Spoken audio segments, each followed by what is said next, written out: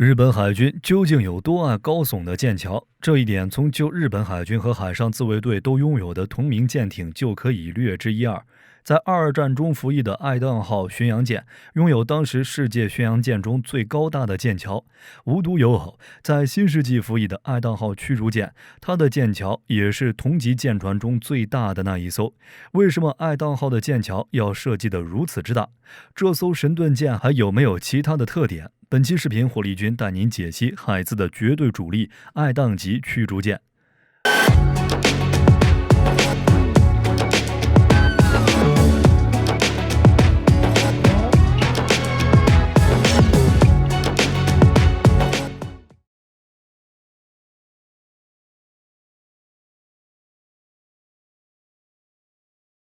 海上自卫队在二战结束后，第一级配有宙斯盾的驱逐舰是著名的金刚级驱逐舰，这是海自第一级拥有宙斯盾系统的驱逐舰。它们主要的作用是为了在日本海方向封锁并且遏制苏联的潜艇，掐断它们自由进出太平洋的通道。在战时，海自的盾舰还会配合美军第七舰队作为其防空或者反潜的补强，一起对抗苏联太平洋舰队。同时，从1981年左右开始，为了探索并且装备这种携带有宙斯盾系统的驱逐舰，在平成3年中期防卫计划中建造了4艘金刚级及63DDG，与现有的导弹护航舰一起，满足了海自计划的8舰8机组成的88舰队中4个护航群所需要的4艘具有区域防空能力的导弹驱逐舰。以补强自身的舰队防空能力，同时保护自身的反潜直升机，在舰队的防空圈内不受敌方战机干扰地进行反潜作战。但问题也随之而来，海自的88舰队拥有一个致命的弱点，那就是它虽然成型于海自的中期防卫计划及80年代初期，但它的组成军舰并不全是先进的宙斯盾驱逐舰。4艘金刚级实际上更多地承担舰队的区域防空和指挥领舰的任务，而在实际的反潜作战中，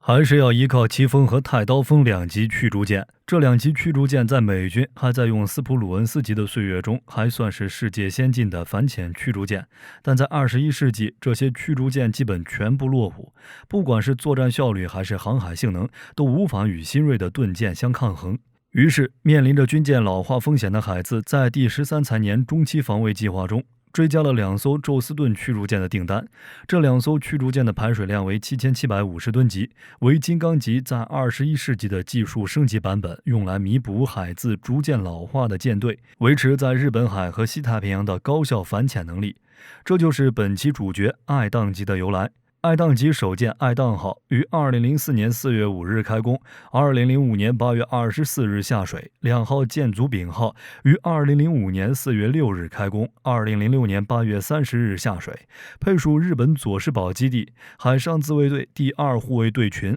2舰均由30重工长崎造船厂建造，每艘建造费用约13亿美元。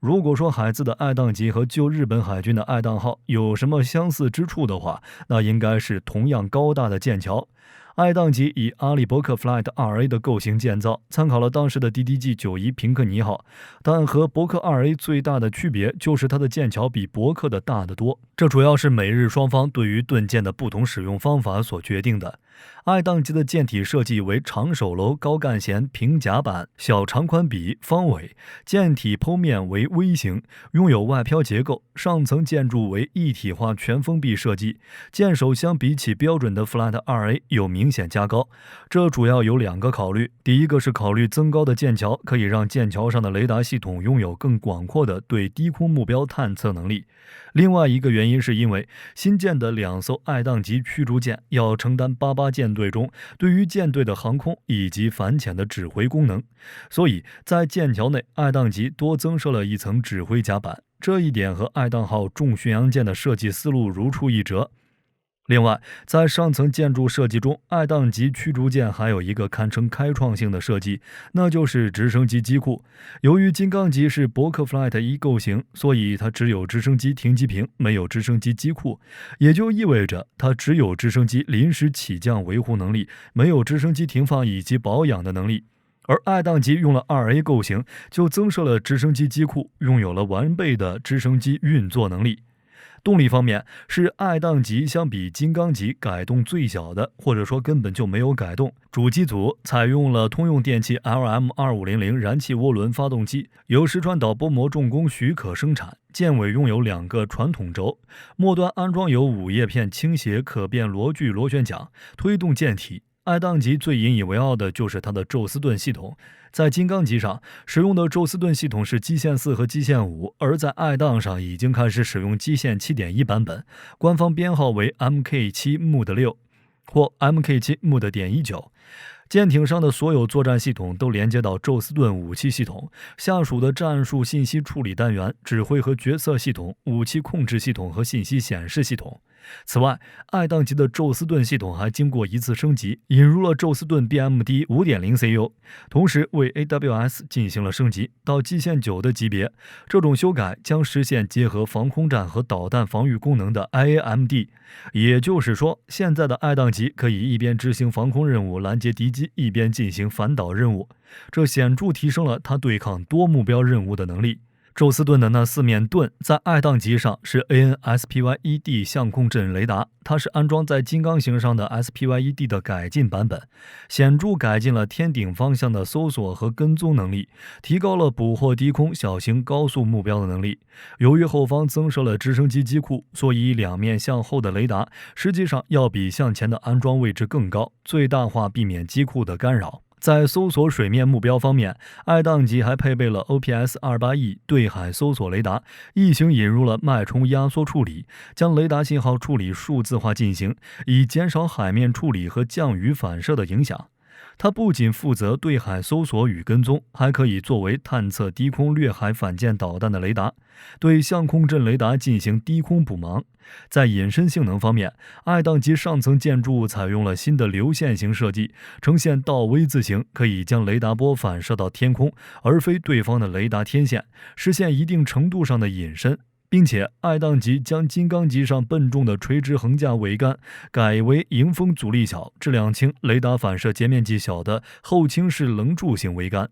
2座烟囱外形也由盾顶金字塔形改为有利于隐身的多面体型，外形也更加低矮，这些都一定程度上增加了雷达隐身性能，使得爱宕的雷达隐身性能比金刚级更好。此外，爱宕级还专门设计了针对于红外探测的红外隐身性能，通过在烟囱、暖通、动力舱等发热部位覆盖屏蔽和绝缘材料来实现隔热，减少向外辐射的热量。在红外特征最强的烟囱排气口安装了空气冷却和海水降温装置，烟囱内部安装有喷水降温系统，从而将红外特征降到最低程度。作为异形反潜驱逐舰，爱宕级最关注也是经过独特设计的，就属它的声学隐身性能。它不仅可以降低潜艇或者水面舰艇声呐的探测范围以及可识别度，还可以在一定程度上影响声自导鱼雷的跟踪。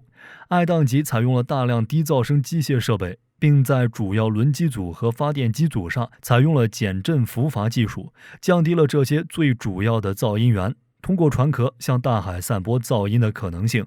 总的来说，由于后续换装设备的客观事实，实际上的爱宕级纸面上的作战能力要比美国海军自用的 DDG-91 以及后续的伯克 2A 更胜一筹。那它到底能执行怎样的任务呢？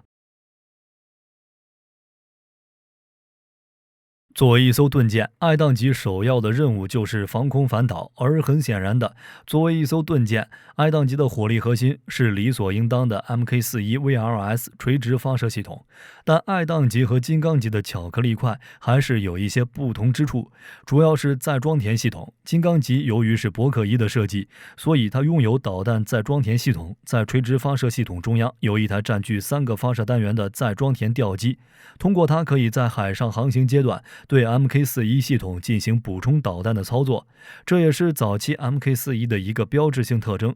但是海上的重装操作很危险，即使不是实战，在演习或者练习中也有可能摔坏导弹或者砸坏垂发。当然，这是比较好的结果，最坏的结果甚至可能引爆垂发内全部的弹药。所以爱宕级在设计中就直接取消了这台载装填系统，换成了3发导弹。此外，由于后甲板增添了直升机机库，所以挤占了导弹发射器的空间。原本在金刚级上垂发设计为标准的 Flight 1，即前甲板32单元，后甲板64单元，但因为机库的增加，垂发在船首侧和船尾侧的布置是相反的，前甲板上有64个单元，后甲板上有32个单元，因此前甲板也相应的拉长，上层建筑的位置也有调整。总共96个发射单元内，混合装载80枚标准2防空导弹和16枚阿斯洛克反潜导弹。在防空反导作战中，爱宕级使用的导弹是标准2 Block 3B， 美国海军代号 RM66M5， 它基于半主动雷达制导，并增加了红外传感器，用于在末端精确捕捉来袭导弹。其射击指挥用火控雷达是3台美国海军同款 AN/SPG-62 火控雷达，一个在舰桥顶部，2个在后部梯形结构上，这也就意味着它至少可以同时接战3个不同方向上至少6个来袭目标。此外，由于爱宕级安装了基线9，按照美国海军经验来看，基线9舰艇支持射程更远的标准6，这也为爱宕级在战时进行了战力升级埋下了伏笔。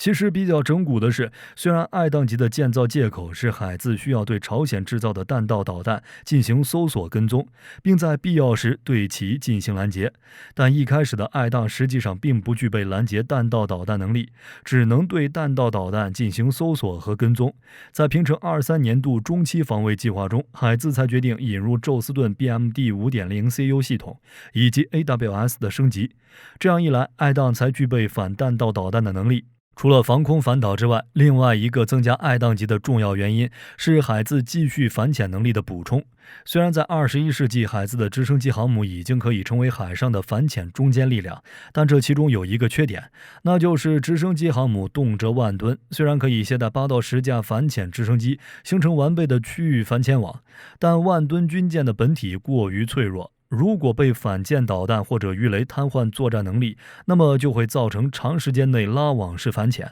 出现巨大的漏洞。别说潜艇了，如果真的有潜水航母那么大的东西，怕不是也会被漏过去。所以，为了分散布置反潜力量，爱宕级也承担了一部分反潜的任务。在反潜方面，爱宕级也是金刚级的全面升级。在金刚级中使用的是日本国产的反潜系统，核心基于美制的 AN/SQQ-89，仿制的 OYQ-102 反潜战指挥系统。而在爱宕级中，海自痛定思痛，安装了美国原产的 AN/SQQ-89V15 反潜战指挥系统。这是美国海军伯克 2A 上标配的反潜声呐，爱宕级使用的被称为 AN/SQQ-89V15J， 同时该舰的球匕首声呐也是美国制造的 AN/SQS53C， 这一点很好分辨，因为美国原产的声呐比较小，所以爱宕级的球匕首是要小于金刚级的。此外，虽然金刚级配备了拖曳式声呐，但爱宕级没有。不过，海自依然为拖曳声呐留有安装设备的空间，所以这也为爱宕号后面安装 OQR-2 拖曳声呐留下了伏笔。爱宕后来也配备了 OQR-2， 但装备时间极短，在2017年进行的翻新中被 AN/SQR-20 MFTA 取代。所以，据推测，火控系统也会相应的升级至 AN/SQQ-89A-V15J， 因为原本的 SQQ-89 并不支持 SQR-20 拖曳声呐。相对于声呐的花里胡哨，反潜武器方面就比较乏善可陈。主要的反潜武器是阿斯洛克反潜导弹，或者称为火箭助飞鱼雷，通过 Mk41 垂直发射系统发射。此外，靠近船尾上部结构的两侧有2具3连装324毫米鱼雷发射管，用来发射轻型反潜鱼雷。舰上搭载的 SH-60J 也可以使用同款鱼雷进行反潜。目前尚不清楚爱宕级是否有和摩耶级一样发射日本自产07式反潜导弹的能力。水面战方面，爱宕级的取向比较保守，除了可以发射标准系列导弹，将其引导至敌舰，实现对海攻击之外，爱宕级还装备有鱼叉反舰导弹发射器。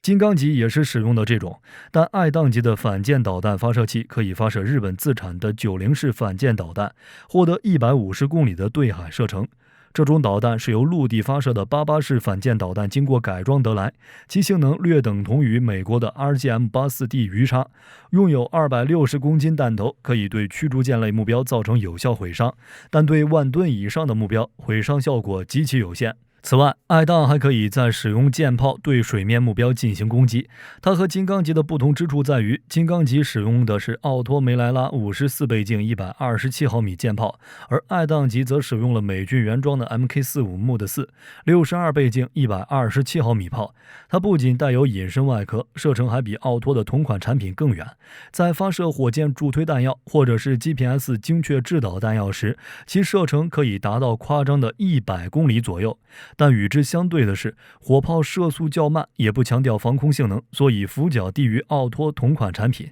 在近距离防御上，爱宕的选择比较普通，仅为密集阵系列20毫米近防炮。虽然这种武器久经考验，但20毫米火炮依然存在射程近、炮弹毁伤弱、远距离存速不足等问题，只能说勉强堪用。爱宕装备的密集阵系统型号为 Mk15 Block 1B， 除了自身的搜索火控雷达外，还装备有红外前视探头，可以在雷达不开机的情况下，仅凭红外热成像对目标进行光学锁定，并引导火炮进行射击。对掠海飞行的反舰导弹等目标具有更高的拦截能力。